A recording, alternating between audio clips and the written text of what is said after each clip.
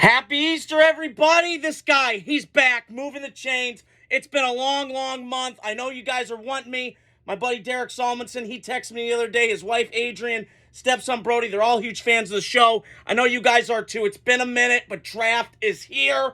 I cannot wait. Can I get a hell yeah, brother? You guys sure can. We are back. So today on this edition, I'm going to give you guys my mock draft 1 through 10. Every day I'm going to give you guys an element of surprise, some suspense.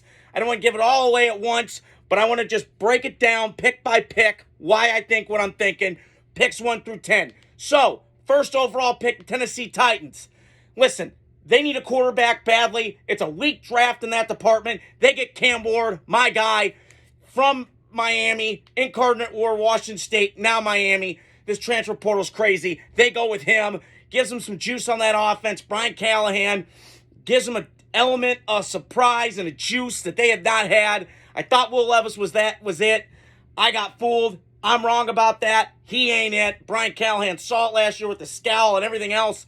But he's the guy moving forward for the Tennessee Titans in the weak division. They gave him some pop offensively. They have some nice pieces. The offensive line with Brian Callahan's dad, Bill, there. They kind of get some juice going on the offense, and they get that working. Cleveland Browns, number 2. This was a hard one for me. I was going to go with Travis Hunter, pair him with Jerry Jeudy. You know, kind of have some pop offensively because all you guys, Jerry Jeudy and a bunch of guys. But I'm going to roll with Abdul Carter. Listen, man, pass rushers are hard to find, especially elite ones. Myles Garrett. This kid has a chance to be elite. I'm going Abdul Carter. I know the Browns could go quarterback, and they can. And it's been a shit show quarterback since 99 when they've had it. They just have not gotten it right. But I will say this right now. This Browns team is pretty good. They're well, I know they're not well run, but I'm talking about coach, GM. They have those in place. The owner's just a nut job. But I'm going to go with Abdul Carter in this situation. You pair him with Myles Garrett. Watch out. Two dudes collapse in that pocket. Watch out, quarterbacks galore, not only in the AFC, but in that division as well, trying to hunt down Burrow and Lamar Jackson. So, Giants, this is to me the one that I was kind of hit and miss with. I'm going to go with Travis Hunter in this spot. Listen, they need some pop offensively. They could go Shedeur here, but I just don't think Shedeur, that weather, late in the season, that arm strength's going to kind of matter, and I don't think it would fit in that New York environment. I'm sure he can handle New York, the bright lights, the big city, all that stuff, but I'm rolling with Travis Hunter here, okay? I get it, you need a quarterback, but let's just ride with what we have in Jameis Winston and Russell. We'll just see what happens, and we'll see where that goes. But I could be wrong. New England Patriots, 4th overall pick. Listen, I could have gone Will Campbell, my guy, or Membu, but I'm going to go Membu in this spot. I think they need a guy on the edges. They got Morgan Moses. Let's see if he can try and go left tackle. I know he's a right, so we'll see what happens. But I'm going to go Membu here.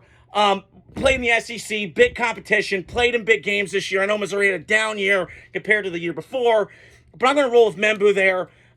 New England gets tougher, more physical, a Mike Vrabel-led football team with the offensive and defensive lines, but I'm going to roll with the offensive line protecting Drake May and helping him out to get this development going. He's on a rookie contract. Do what you please. Number 5 is the Jacksonville Jaguars in Duval. I'm going to roll Mason Graham in this spot. They go safe. He's one of the safest players in this draft. He's a stud, freaking nature, fast, explosive, in that middle. But I'm going to roll Mason Graham here. It was a tough one. I think Jacksonville should go quarterback. You guys know my stance with Trevor Lawrence. But I'm going to go Mason Graham here. The new GM comes from the Rams, so he's seen what that D-line can do to a football team. And they already have a pretty good defensive line with Josh Hines Allen, and then they have Trayvon Walker, the number 1 pick from a couple years ago. But now you could add this guy inside. That's going to be a formidable front for Jacksonville, and that could be very entertaining. So the number 6 pick, drum roll, please. It's my Oakland, it's my Las Vegas Raiders. I'm rolling with my guy, my favorite player in this draft, Will Campbell. Put him on the right side of this offensive line. It needs help badly. DJ Glaze, trash. That's why he was a 3rd-round pick for a reason, okay? You put him in this offensive line with Colton Miller, pending whatever happens, whatever's going on there. Get that guy signed. Now you got something. You got Jackson Powers Johnson, your center. Now keep fortifying that offensive line and give Geno Smith some protection. I know we could go Genty. I understand it. But you know what? To me, you have to go and get this guy. Okay? So get this guy protection. Get him help. Raiders, do it. You won't regret it. Number 7, New York Jets. They can go a bunch of different areas here, but understanding what I was thinking about this on my walk today, they're going to go with Tyler Warren from Penn State, the Mr. Do-It-All guy. Aaron Glenn just saw what happened when you get a really, really elite tight end in Sammy Laporta in Detroit. Big Ten kid, Iowa Hawkeyes. I'm going to go the same thing here. They give Justin Fields a little security blanket here to help him. The New York Jets have had a bad history lately of getting tight end production. They're going to get a great tight end production with this guy, Tyler Warren, Mr. Do-It-All. Carolina Panthers. Listen, I could have gone either spot here, but I'm going to roll with Jalen Walker here. I think this is the best one you got to do. Their defense was very bad last year. I think the receiving core is okay. You know, I could have put McMillan in the spot. But right now, just going off what my eyes see, this defense was very bad last year. Their offense, to me, showed flashes last year with some of the receiving weapons they have. They have Adam Thielen, still the sagey old vet. They have guys like that. But I'm going to roll with them taking Jalen Walker here. They need a guy opposite Derek Brown to make shit happen and fuck shit up, okay? They got to go that route. So I'm going to roll with Jalen Walker in this spot from Georgia, the freak of nature that this guy is. He's got a long way to go, but I like the production and what he could bring to the Carolina Panthers in that NFC South division.